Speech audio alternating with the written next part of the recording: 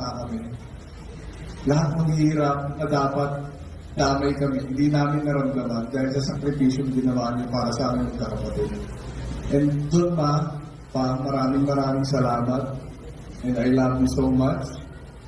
Salamat sa pagiging gabay sa buhay namin. Maraming salamat sa mga paggalit na kung hindi nangyari, malamang hindi ako magiging ganito.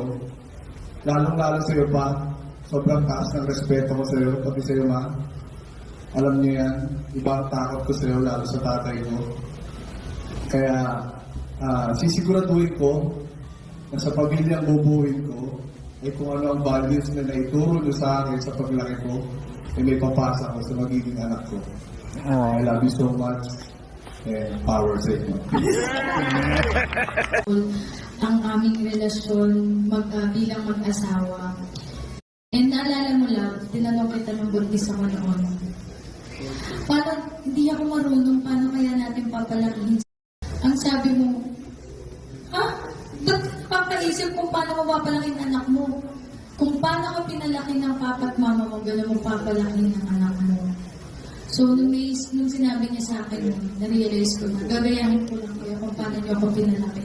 At siguro, kung ano ang nangyari sa akin ngayon, at kay Kong, ganoon din ang mangyari sa kanya kapag ginaya namin kung paano niyo kami pinalaki. And, Pama, kinasal lang ako, walang mababago, pagkos nadagdagan pa tayo. Wala kayong lalaking anak, di ba? Ngayon, naroon na si Kuya Jeff, and ngayon si Kong nadagdag na sa ating pamilya, si Kidlat, and then mahal na mahal.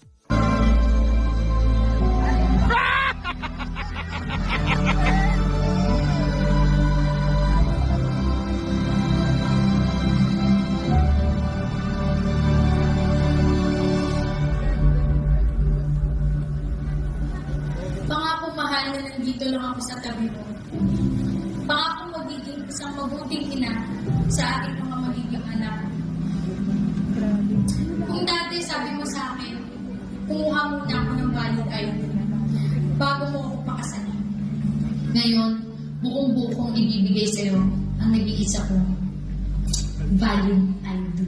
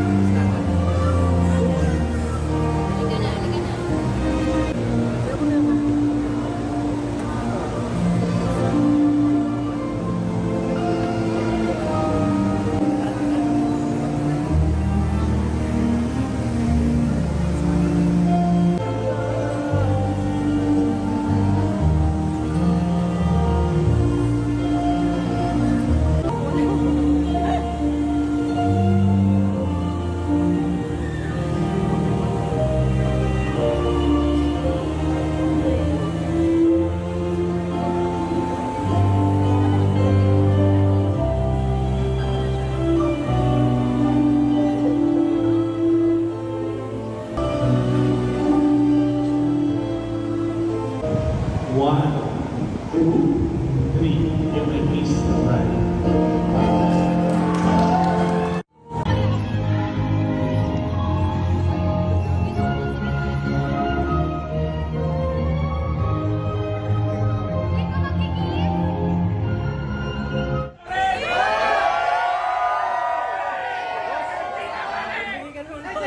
Second.